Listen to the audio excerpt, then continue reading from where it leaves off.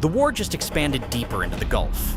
On Sunday, the UAE's defense ministry said Iran fired 2 drones at Emirati territory.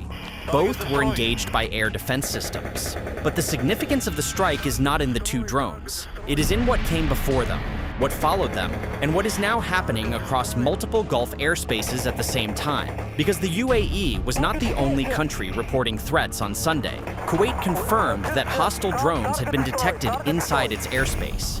A commercial vessel was struck near Qatar, and Iran's military issued warnings that crossed a line no previous statement in this war had crossed.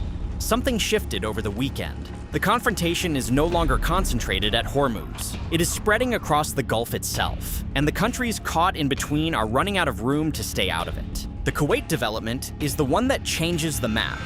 Kuwaiti authorities confirmed that hostile drones were detected inside the country's airspace. Officials have not specified the number of drones, their origin, or whether any interception took place. But the detection triggered heightened monitoring and defensive readiness across Kuwaiti military infrastructure. Kuwait sits north of the main Gulf flashpoints and hosts critical military and logistical facilities, including bases used by Western forces. The fact that drone activity is now being reported inside Kuwaiti airspace means the current wave is no longer limited to frontline zones near Hormuz or the southern Gulf. It is expanded. And the question Kuwaiti authorities have not yet answered, where did the drones come from, is the question every Gulf capital is now asking about its own skies. On the water, the picture was no less alarming.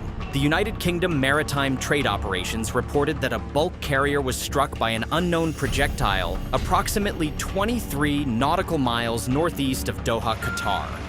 A small fire broke out on board but was extinguished. No casualties were reported, and there was no environmental impact. UKMTO issued the report without attributing the strike to any party. But a commercial vessel hit near Qatari waters. On the same day, drones were detected over Kuwait, and the UAE was engaging Iranian projectiles. Tells a story about how far the operational zone of this conflict has spread. The Strait of Hormuz is no longer the only contested corridor. The entire Persian Gulf is becoming one. The UAE says the incoming volume since the war began has been severe, but the full cumulative totals circulating in regional coverage have not been independently verified. If those numbers hold, they would point to an exceptionally intense and sustained air campaign against the UAE. The UAE's air defense systems have absorbed the bulk of it, but every interception carries the risk of debris on the ground, and the sheer volume of incoming threats means the defensive burden is relentless. Sunday's 2 drones were a fraction of the total, but they arrived at a moment when the Gulf was already absorbing signals from multiple directions at once. Then came the warnings.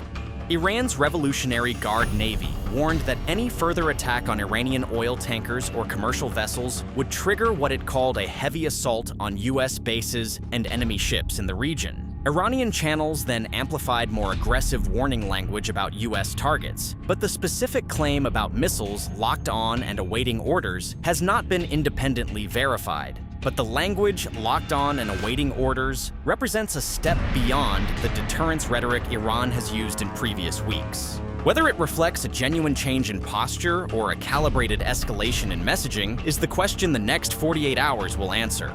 The Iranian warnings came one day after CENTCOM said US naval forces had disabled 2 Iranian-flagged oil tankers in the Gulf of Oman as part of ongoing blockade operations. According to the US military, 2 Iranian tankers were disabled by strikes from an American fighter jet as they tried to breach the blockade, though some of the technical details circulating in coverage have not all been independently matched in primary public releases. The American military said Sunday that it had turned back 61 commercial vessels and disabled 4 since the blockade began on April 13th. The tanker strikes appear to have sharpened the tone of the Iranian warnings. Tehran sees the disabling of its tankers as acts of war.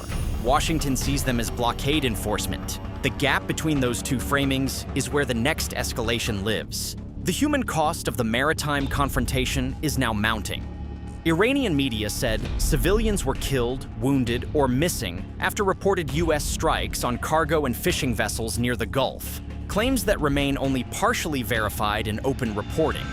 Mehr news agency said targeted vessels belonged to residents of coastal towns and that crew members were wounded and hospitalized in Oman. Separate reports described a cargo vessel catching fire after being struck, with injured sailors transferred to hospital. Iranian media described them as cargo boats and fishing vessels with civilian crews, though the circumstances of the strikes remain disputed. What is not disputed is that people are dying at sea in a confrontation that both sides say they do not want to escalate further. Secretary of State Marco Rubio said the red line was simple. If Iran threatens Americans, they are going to get blown up.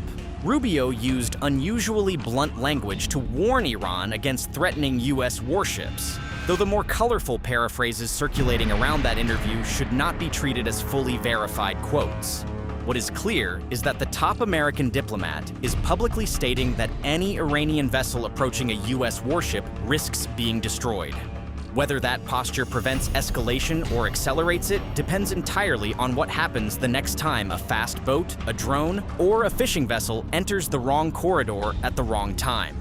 So this is where Sunday left the Gulf. The UAE engaged 2 more Iranian drones. Kuwait detected hostile drones in its airspace. A ship was hit near Qatar. Iran warned that its missiles and drones are locked on American targets and awaiting orders. The U.S. disabled 2 Iranian tankers, while Iranian media say additional strikes hit cargo and fishing boats and killed or injured civilian sailors. Rubio said anyone who threatens Americans will get blown up. And the ceasefire that was supposed to be holding is now a framework that neither side appears to be operating within. The war is no longer at Hormuz. It is across the Gulf. From the UAE to Kuwait to the waters off Qatar, every corner of the Persian Gulf is now part of the confrontation. And I don't understand why anybody would not be supportive of that. And he doesn't understand, and rightfully so, somebody would be supportive of that. But here's a more fundamental problem. Iran now claims that they have a right to control an international waterway. They claim that they have a right to control it. What is the world going to do about that? Is the world going to accept that Iran now controls an international waterway? Because if the world is prepared to accept that, then be ready, because there's like 10 other countries that are going to start doing the same thing in their international waterways, or in international waterways near their countries. That's an unacceptable thing that they're trying to normalize. So if the answer is no, we don't think Iran should be able to control the Straits of Hormuz, then the next question is going to be for everyone, well, what are you going to do about it? Well, I guess, but the point is, if there's not much seizing in the firing, because we well, you should ask that of the Iranians. Don't ask me. We didn't fire. They fired on us. My point is, if you fire at a U.S. Navy ship, what are we supposed to do? Say, oh, there's a ceasefire. We're not going to shoot down your drone. That's a stupid question.